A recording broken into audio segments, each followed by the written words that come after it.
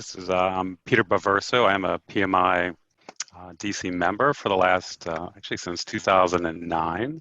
So I'm honored to be here and volunteering, and even more honored to introduce Lydia Lee.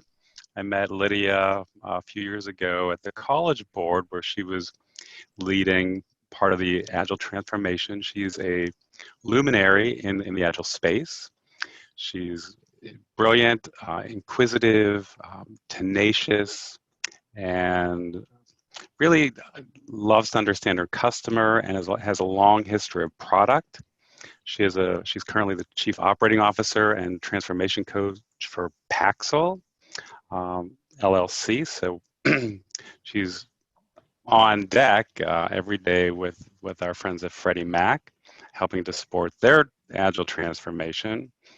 She was a senior coach at the College Board, and prior to that, she worked with the National Student Clearinghouse. So she has a long history in product, helping nonprofit organizations become more adaptable, agile, and customer focused. So I'm really thrilled to introduce Lydia to the PMI Wednesday session. So Lydia, over to you. Thank you, Peter. What an introduction. I mean, you know, it's like my name actually doesn't have all the acronyms next to it, right? Like I'm not certified in anything. But the way that Peter introduced me, I feel like it's like, where's that person that he's talking about? So thank you. You know, I'm really excited to be here to talk to all of you about really about organization transformation. And really, when I say transformation, there's really three levels I would take it, right? There's organization, there's team, and then there's self, right? So we're going to touch a little bit on all three of them. I'm going to go through a personal story to help sort of bring things home, because that's how I like to make all of my talks and all of my discussions. So thank you again for showing interest in the topic. I've been part, like Peter said, of many organization transformations. And every time I work with a different team, a different person, a different individual, a different group, a different division or organization, I'm always learning something new, right? And more in sync, I'm trying to learn myself about how I transform and go through my personal transformation. And as I go through my personal transformation and learn from organization transformation, the two kind of start to blend together. And so when I reflect on my own personal experiences, they really help me to enrich, to help solidify really my passion to help people understand a little bit better, see a little bit different, and really just operate a little bit differently, right? So let me start sharing my screen. And hope you guys can all see the presentation. Yes, we can. Great. So today's topic really is really dear to my heart because over the past 6 months, I've gone through some, I would say, almost like a light bulb goes off, right? Where I have come to some realization about what the word discipline means and how it actually shows up and looks different for me over the last 6 months. So as Dominic has said, we're actually going to be navigating back and forth in Mural and in Zoom. And so I just want to make sure that you all understand how to operate and how to work and engage in Mural. So if all of you can actually jump over to Mural, and I'm going to share my Mural screen as well. Okay, there's a couple things. So if you have a mouse, it works a lot better. Again, as Dominic stated, working in Chrome works a lot better as well for Mural. The mouse will help you to zoom in and out. So if you have a roller or if you're using a Mac and you have a trackpad, you just go up and down. You'll be able to sort of zoom in and zoom out of Mural. On the left side, you have this dark navigation bar. So I'll call that like a navigation bar. There's a couple of features that I want to show you.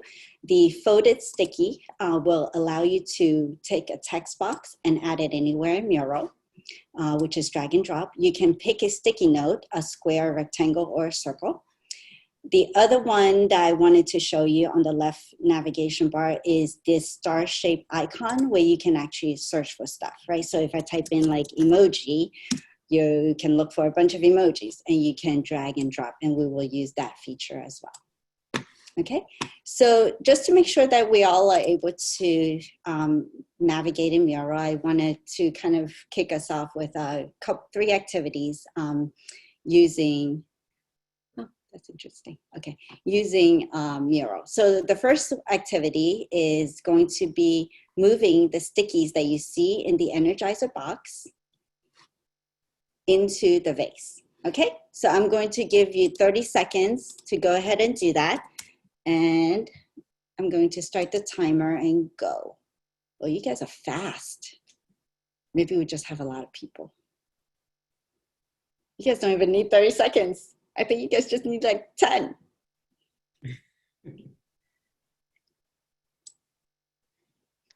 Some of us know how to drag and copy many.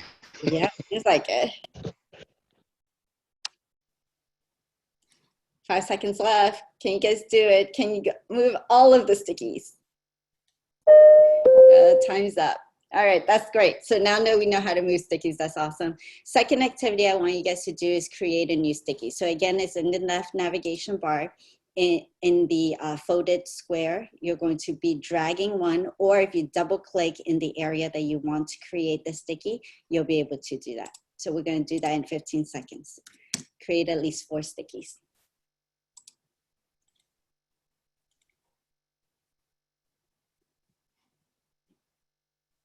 You can even change colors if you right click on it. If you want to make the stickies bigger, you can drag the right corner. All right, great. So the last activity is going to be a more fun one. We're going to go and look for an icon that resonates with how you feel today for this session. So either pick an icon, you can search for it, or pick one that just shows up that resonates with you. Okay, so let's do this in 30 seconds.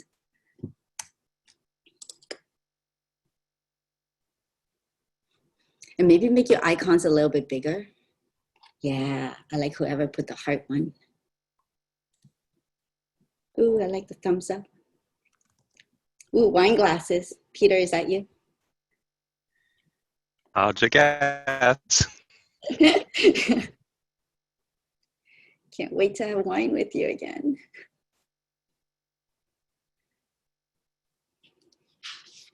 You too. I'll be going to Terry's later today. Nice. All right, so now that we know how to use Miro, you guys all know how to use icon stickies. We're actually going to go back into Zoom right now. Okay, so I'm going to go ahead and show the presentation again. Do you guys see the presentation? Yep. Okay, so now what I want you guys to do is actually go into Zoom, click on the participant, I guess, drop down, and you'll see a list of participants. At the bottom, what you should see is actions that you can take. One of them is raise your hand. Okay, and so I'm going to go through 3 questions, and I just want a show of hands that you guys can raise your hand and lower your hand. Okay, so very simple. So the first question is, how many of you are part of a transformation or have taken part of an organization transformation? So raise your hand if you are, or maybe you're embarking on one. Great, I can see people raising their hands. Great, so let's go ahead and lower our hands. Now, the second question is, how many of you who are going through an organization transformation, about to embark on one, or have taken part in one, have ever heard or used the frameworks such as Scrum, or SAFe, or XP, or Lean, or Kanban? So again, raise your hand.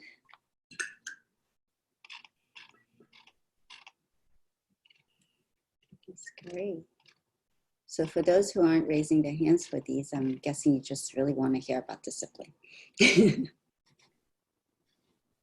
All right, let's lower our hands. And the last question is, for those of you who understand and know or have used the frameworks, such as Scrum or SAFe or Lean or Kanban, do you believe that these frameworks are disciplined? Yes or no?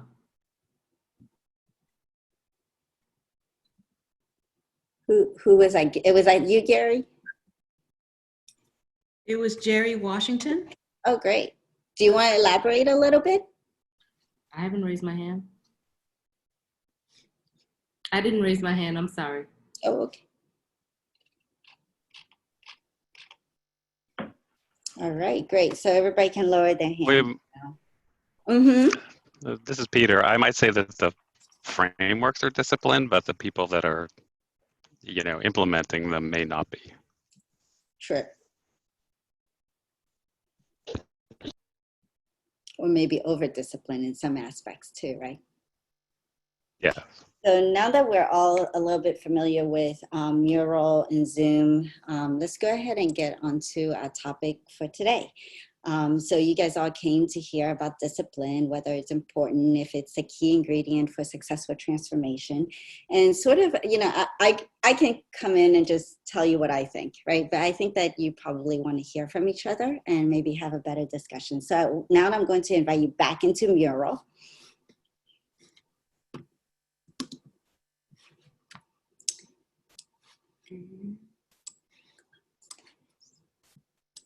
And I'm going to, oh, look at that. We got a lot of images already over here.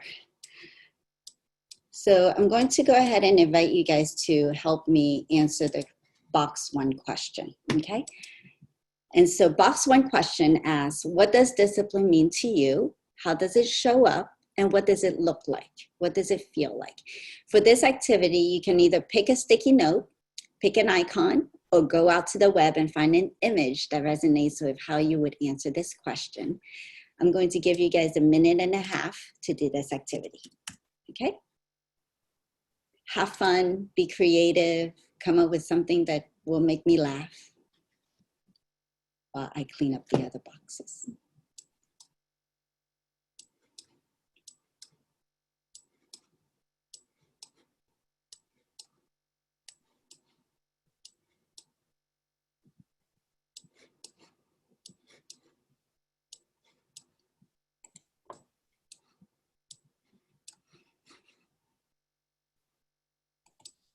And make sure you guys are putting your sticky or your images or your icon into box 1, because we'll use box 2 and box 3 for other questions.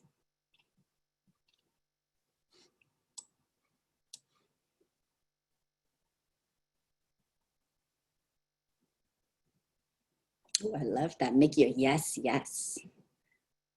Don't lie to yourself.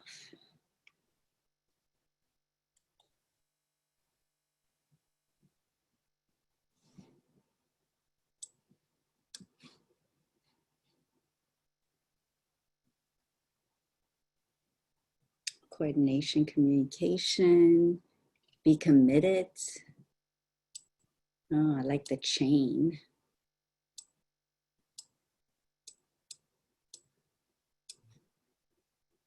Consistency in communication and efforts. All right, time's up. So I'm actually a little bit curious about this. Whoever put new, can that person talk about what they mean by new?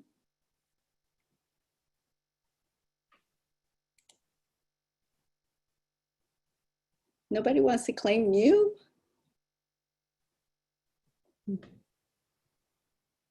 Anybody? Okay. Oh, what is that image of? Who put that image of like the scientific robot thing? Hey, Lydia, it's Morgan. That's me. Hey, Morgan, tell us a little bit about what picture you chose and why. Yeah, sure. So I wasn't like really overthinking like that exact image, but I thought of machinery and I thought of like a process flow. So to me, like discipline, it takes time, it takes strategy, it takes coordination amongst various parts, whether that's human or non-human in this photo. And so it's extreme coordination, in my opinion. Love it. Who put the image of the chain or the icon of the chain? Hi, my name is Mary. I put the chain in because I think with discipline, you keep things connected. And that was a positive image of a chain, not a negative image of a chain. I'm so glad you clarified that. Because I really was. I was seriously not into bondage, just saying. Love it. You're right. Interconnections. Love it. What about the hammer? I think it's a hammer.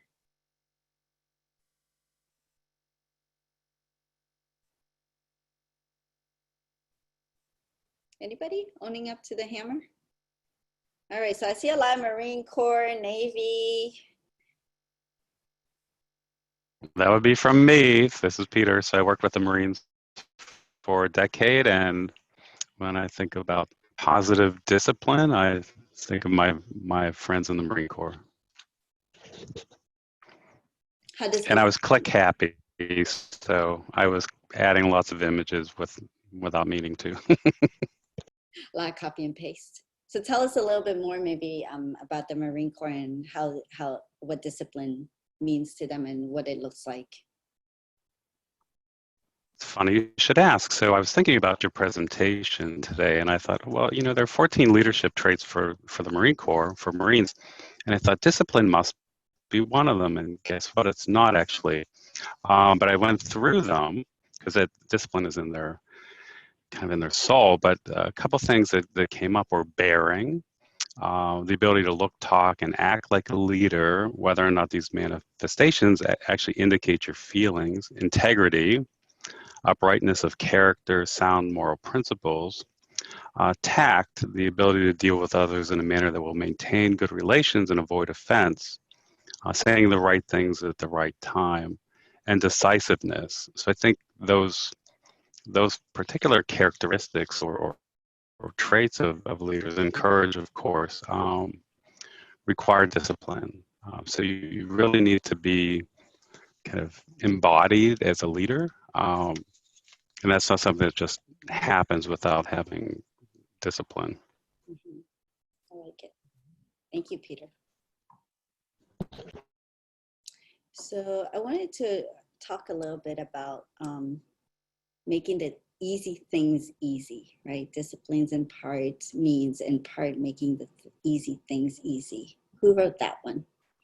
That's me, Dominic. I wrote that. You care to elaborate a little bit about what you mean by that? You bet. So many, a lot of the projects that I work on, everything's hard, right? And so on a project, there are some things that are truly hard, but if the easy things are also hard, you'll never be successful. So to me, discipline, if you can do all of the things that we say here in terms of consistency, coordination, communication, if you make the easy things easy, that gives you the time and the space to tackle the truly hard problems. So I think discipline helps you get to that point. Like it. So I think that you guys have, gotten most of the, I see a martial arts one, I think, in here too, unless that's like a dancing. But dancing also is very disciplined. Can I add something, Lydia? Yeah, of course. This is Peter. I just dropped a quote in the from Da Vinci. So simplicity is the ultimate sophistication, and I think really, in terms of what you and Dominic were just talking about, making simple things hard is easy. Making hard things simple takes discipline. Mm-hmm. I totally agree with that. It's about constantly reminding yourself of that, right? So the minute that you go into making things hard, catching yourself, bringing yourself back, and really looking for simple solutions. So I love everything that's here, coordination, right? Integration, interconnections. Some people would say focused, right? When you're disciplined, it really looks like you're really committed and focused, and you can see that, I think, from the Marine Corps pictures that Peter has put over here. It shows dedication, right? You have to be dedicated to mastering something, to doing something, even though you don't like it, even though it may not feel right initially. Sometimes you just have to keep at it for it to truly reflect on what you're trying to get to. And it's I would quote unquote say the no matter what, right? No matter what obstacles, no matter what challenges get in your way, you stay focused and you stay on that journey. So awesome discussion on discipline. Okay, so the second question I want to ask around discipline, and oh, I like the smiley faces. I'm gonna move these a little bit out of the way. The second question is that in box 2 now that I want you guys, same exercise, sticky note or find a picture that resonates with the way you would answer it, is where do you see discipline show up, which some of you already have answered, and what makes discipline look different than no discipline? Okay, so 1.5 minutes for that.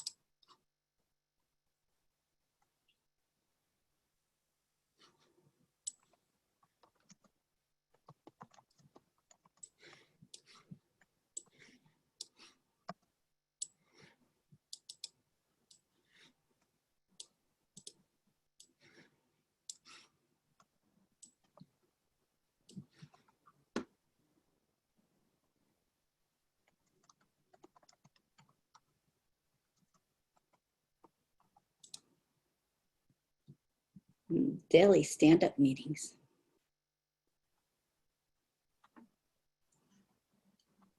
Routine.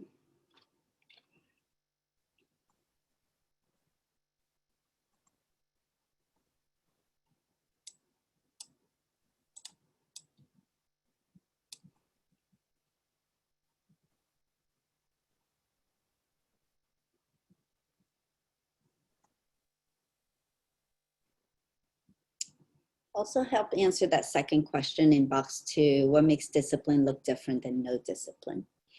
So I see a lot of, routines, ceremonies, stand-up meetings, what would look different if we didn't do those things?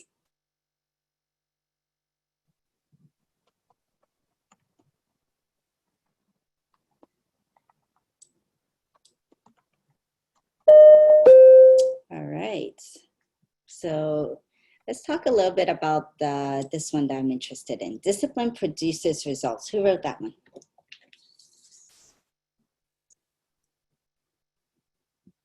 That would be me, Mike Taylor. Hey, Michael. Hi, how you doing? Good. Want to elaborate a little bit about how discipline has helped you, or have you noticed where it produces results? Yeah, I mean, certainly I've seen lack of discipline and results, but I think you get the results a lot faster with discipline, with things like stand-up meetings, with things like just notes and minutes, and it really drives forward a lot faster when you've got that structure, that discipline around any project. What's a good story that you could share potentially where you stayed disciplined and it yielded good results for you? Oh wow. I think on any project, I could probably give you 1 or 2 stories, but I could tell you one where we had lack of discipline, and what discipline brought, we were trying to implement a supply chain system, and short version of the story is, when it was handed off to me, what was supposed to be a 1-year, $500,000-ish project, had already been going on for a year, was already at $1 million. But it was all over the place. There were no user stories. There was nothing. And it was all kind of grouped under the Agile moniker. And just coming in and doing something as simple as pulling all user stories together and saying, okay, so what of this have we delivered? Suddenly painted the picture that we were probably 2 years away from where we wanted to be in another $3 million. That's painful. Yeah, but the discipline also helped us to kill the project too, realizing that the results were very unachievable. Great conversation. Probably hard at the time you had to go through it, but a good outcome. Yeah, nobody wants to have that conversation with the CEO, right? That's right. That's cool. So let's talk a little bit about these stand-up meetings and scrum ceremonies. Who would like to talk about that? I know Michael talked a little bit about the daily stand-ups and stories and some of the ceremonies, but anyone else care to elaborate? Because there are several stickies on that. Yeah, this is Dominic. I put one of those in there, and I think you can tell whether a team has discipline by looking at, among other meetings, is the daily stand up. So, if people are uh, focused and paying attention and disciplined, then the daily stand ups are effective and informative. And if the opposite is true, if people don't have discipline and people aren't ready to participate, especially now that everybody is working remote, it's easy for people to be multitasking and not paying attention. So you can see the lack of discipline so that your daily stand up is an hour and a half instead of 15 minutes. So I kind of wanted to kind of key in on a couple of things you said, right? Is the act of coming together. That's definitely one form of discipline, right? Making sure that we all show up and that we're all there and the team is ready to participate. The second one is the discipline of actually having a good daily stand-up meeting, right? Because I've been part of, and I've coached teams that have been part of many types of stand-up meetings where it really isn't a stand-up. It goes on and on and on and on and on, and they talk about parking lot items, and then they talk about everything else. And, so it goes from 15 minutes, 30 minutes to an hour sometimes, right? Or sometimes people are just showing up and they're not ready. They have no idea what they are going to report on or talk about or ask for help on. And then it's after the fact the daily stand-up, is done, they hang up the phone and they call you right away and say, hey, I kind of need help in this. Well, why didn't you tell me at the stand-up, right? So you're right. I think there's definitely two forms of where discipline can be applied to certain Scrum ceremonies. One is getting that focus of getting the team together, the bringing of people. And then the second one is the discipline of having good practices as we're doing some of these ceremonies. Let's talk a little bit about this sticky. Everyone understands the mission and how they contribute to success.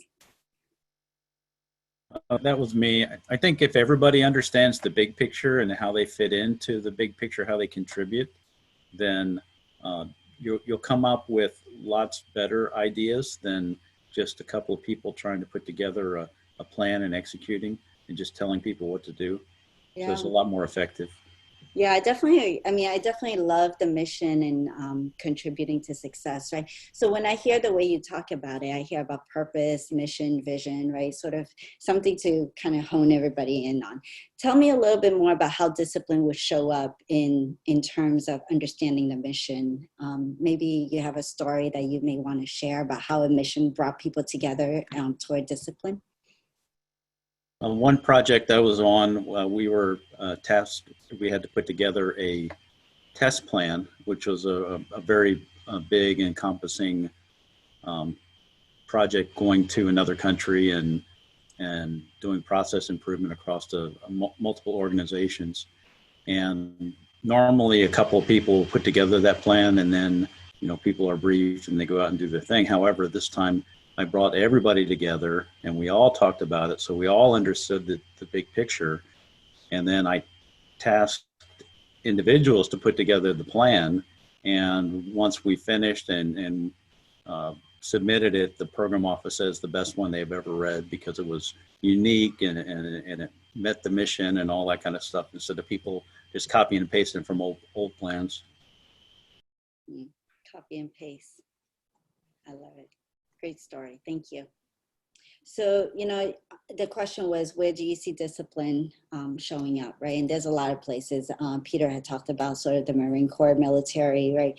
Martial arts, there was a picture of that. Sports probably usually comes to mind when we hear discipline, right? The practice, the rhythm, having a coach, a teacher to actually help you move through that discipline. Classrooms, right? And I see this sticky of chaos versus focus. You take a classroom and you could have a very disciplined classroom and a very undisciplined classroom. And I'm sure we can all picture what that looks like, right? Paper throwing and the chaotic one. Same thing with the cafeteria or lunchroom, right? Discipline versus undisciplined. So definitely everything that you guys have talked about, pride, lack of discipline causes confusion and duplication, right? A lot of that for sure.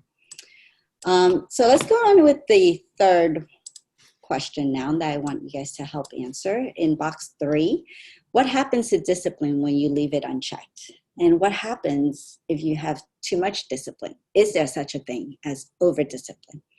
So again, 1.5 minutes, find an icon, find a picture, give me a sticky that kind of helps to answer those 2 questions.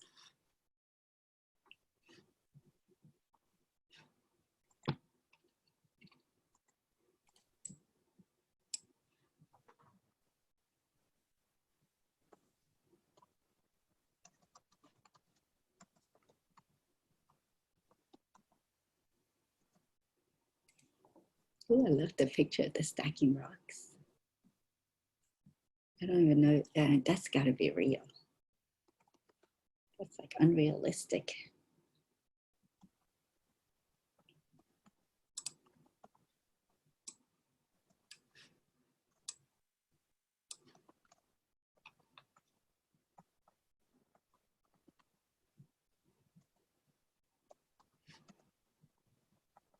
About halfway through.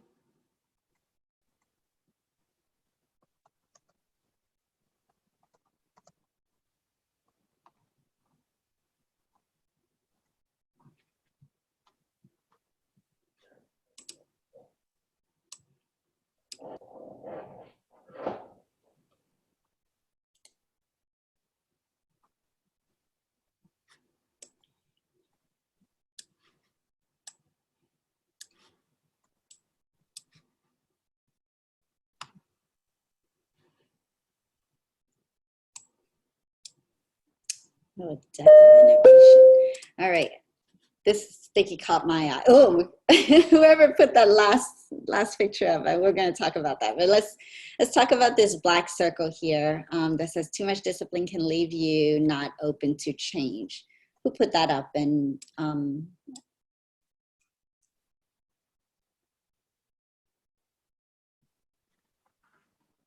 This is Amy. Can you hear me now? yes, hi, Amy. Okay. Sorry, I was trying to unmute myself on your screen instead of my own. Looking at your screen is a little confusing. So basically, those kind of go with my other thought of having discipline helps things, rather than having to use mental load to think about them, they can just become routine. That's just the way that you do things, and you don't have to use your brain power to do them. But I think if you have too much of that discipline, then it can leave you not open to change. You just think that's the way it's done, that's the way it has to be done. It's become this rote activity, which can be very helpful on one side, but can also leave you kind of boxed in where you're not open to change or seeing that there are other possibilities out there. Amy, thank you so much. So, you bring up a great point, right? So the idea of discipline is to get you results, right? We talked about that. Mm-hmm. When we go through an organization transformation, self-transformation, team transformation, what we're hoping for is really to build agility, to build flexibility, adaptability. And so you're absolutely right. When we have too much discipline, when we just focus on doing the things, right, it makes you almost go against what you were set out to do, right? Mm-hmm. And so I think earlier when we talked about the mission and the vision, right, is how often do you go back and check why are you doing that, right? And really help to question all that status quo that has been there. Is it still needed? So that mm-hmm. you are a little bit more flexible and not over-disciplined. So awesome. Anybody want to add anything to that sticky? I really love that sticky, So let's talk about this one picture here. Being handcuffed by very large chains.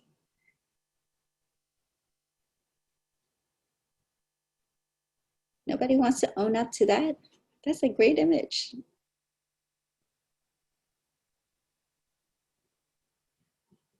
Well, I'll certainly talk to it, right? It does seem like, when organizations get large, I would say that, you start to feel like there's a lot of processes in place, right? You feel that there are a lot of red tape. I saw another, lots of red tape, lack of creativity. So it almost binds you from being able to move more nimbler, more flexible, quicker.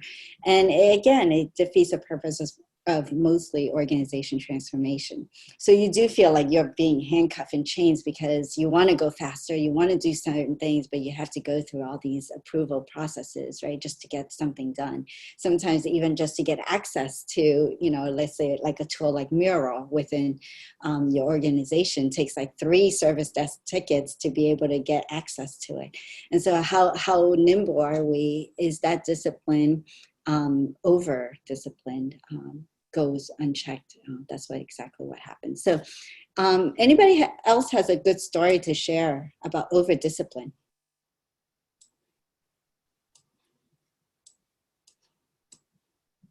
Can we talk a little bit about this sticky? PMI WDC has too much discipline and sometimes interferes with our mission. You bet. Yeah, this is Dominic. So, our mission is delivering values to our members in the project management community. And there's a newly implemented rule that we need to post all of our activities up to 6 weeks before we conduct them. And sometimes we just, for a variety of reasons, we don't necessarily have 6 weeks.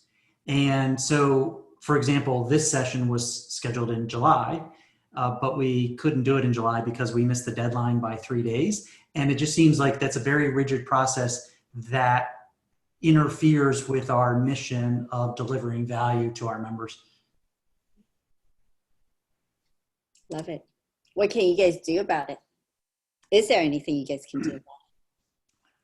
Yeah, good question. I think flexibility is key. The thing that I mentioned before, if you make the easy things easy, then you have more flexibility to respond to different situations. So if 99% of the time the easy things are easy, it's a lot easier to deal with the exceptions. Mm-hmm. So I think that's what we can do. I think, what you guys are keying in on is the recognition, right?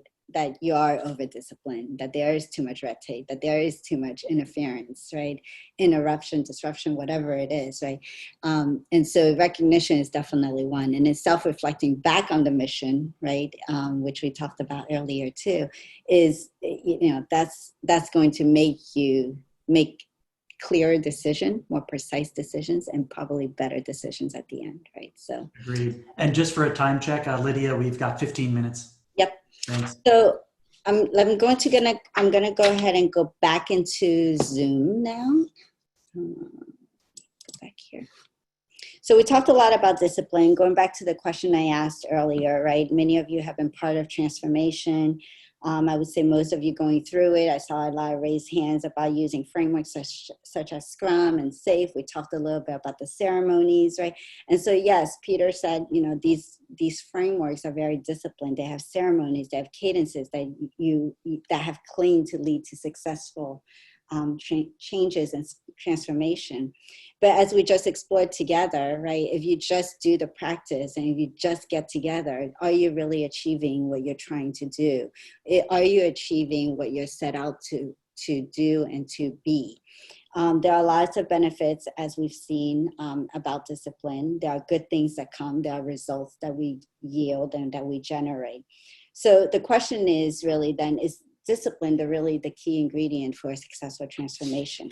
And so to help answer this, I kind of wanted to take you guys through sort of a personal story that helped me to kind of find a new way to define discipline. So about 6 months ago, my boyfriend and I, actually my boyfriend first, had a goal to lose weight and become healthier.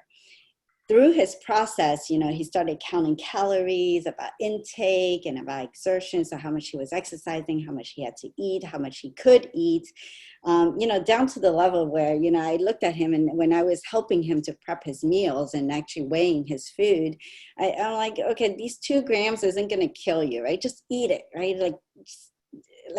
I mocked him. But with this whole COVID-19 pandemic, many of us, know that we've been cooking more at home. We've been baking more. And of course, at the end, we've been eating more. So I didn't want to become that person, that gained that COVID weight. And so I thought that I was a pretty disciplined person, originally, going to the gym, eating healthy, making healthy decisions. So I made a decision probably about 4 months ago now, to go through the program with him.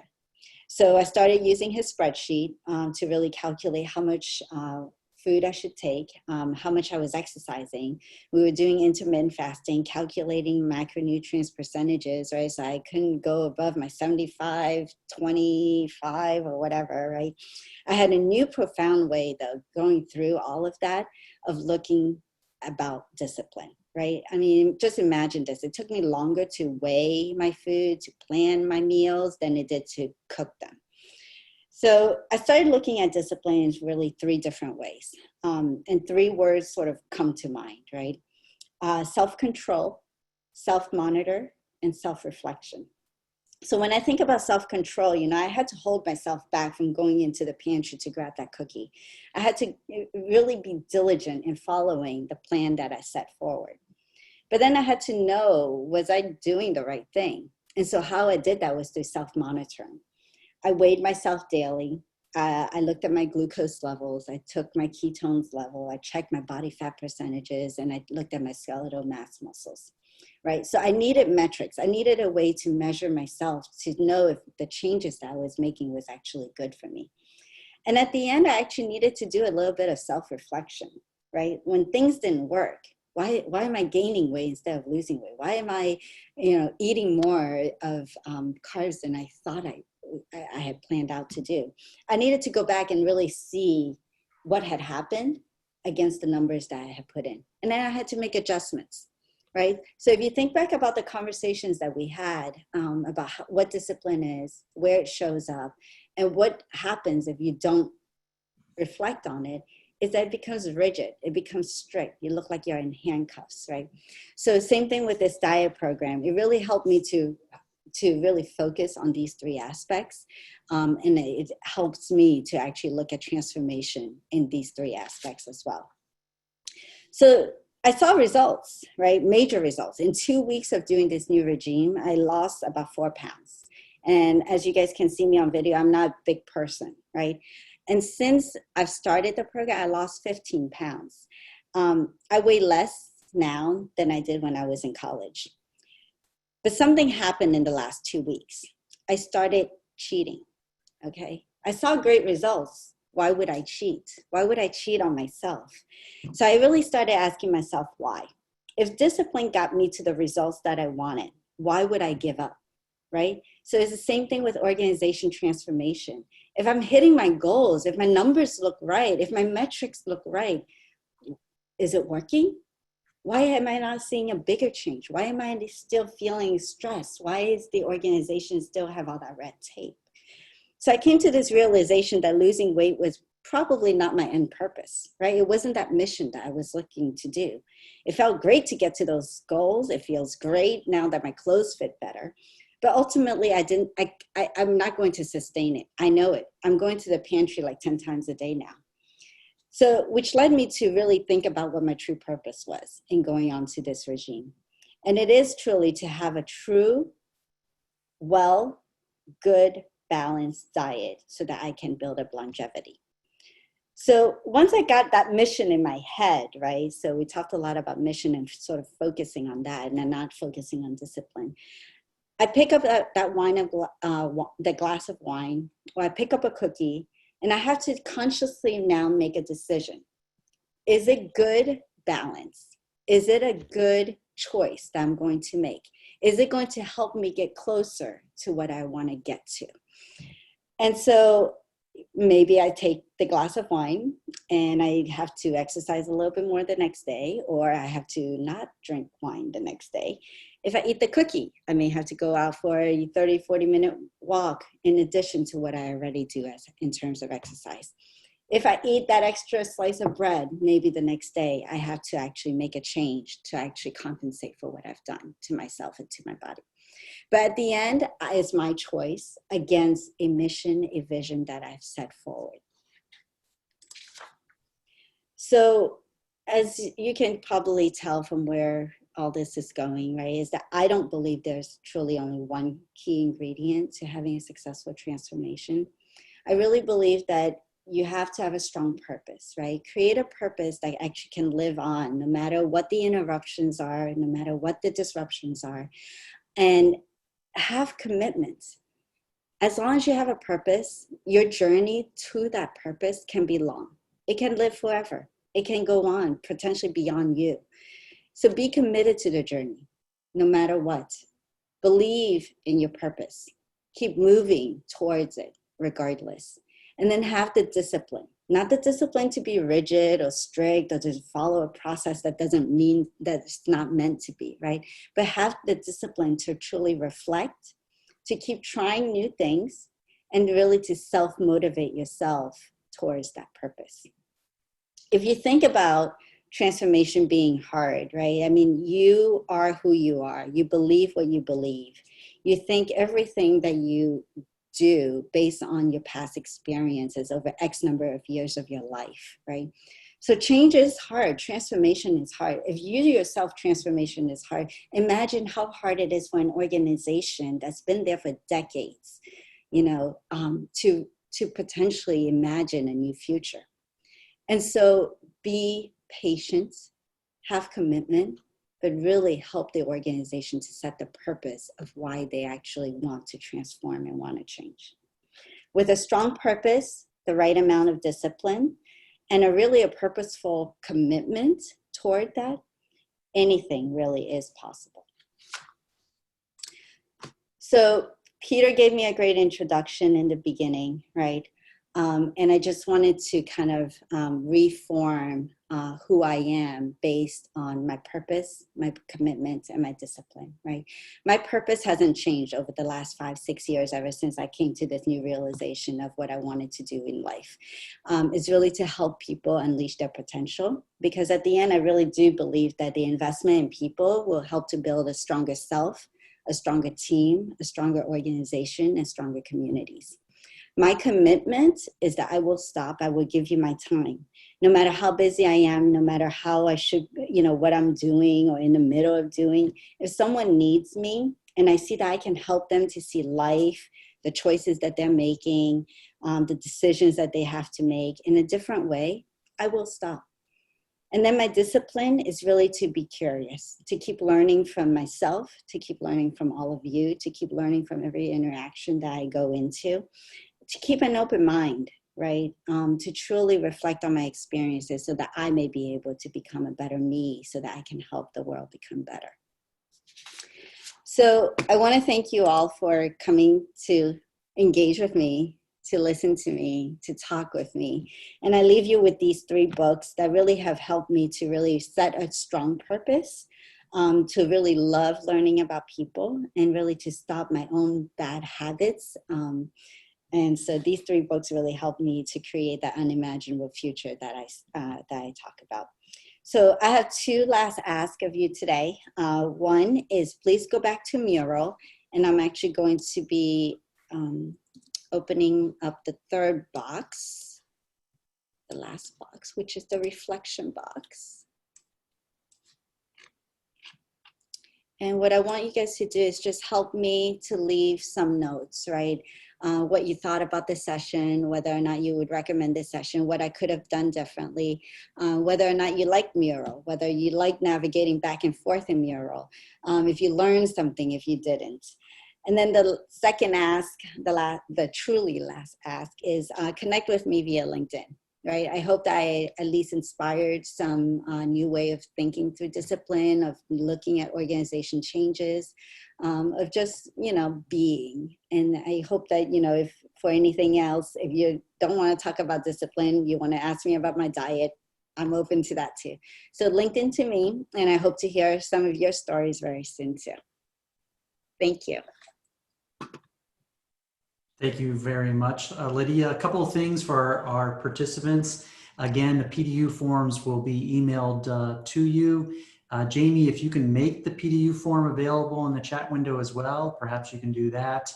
Secondly, we will make the presentation available. We're going to continue this conversation on to LinkedIn. So when you connect to Lydia And if you want to connect to, me or Jamie or Peter or Gene or any of the PMI WDC members, we're going to post the presentation and we're going to continue the conversation in LinkedIn. So we want to kind of leverage this hour to start the conversation and not have that be the end of it. We do have 3 minutes. So if anybody has a question for Lydia, we have time for one question. We'll give people time back. That's no problem. We can end 3 minutes early. Lydia, put their questions already. Well, and LinkedIn that'll give us more time to respond as well. Lydia, this was a fantastic presentation. It was awesome to learn how to use Mural. I look forward to working with that more in the future. So thanks once again, everybody. Have a good afternoon and stay safe out there. Thanks, everyone. Thank you, everyone. Thank you. Thanks, Lydia. Thank you. Thank you. Awesome job, Lydia. Thank you. Thank you.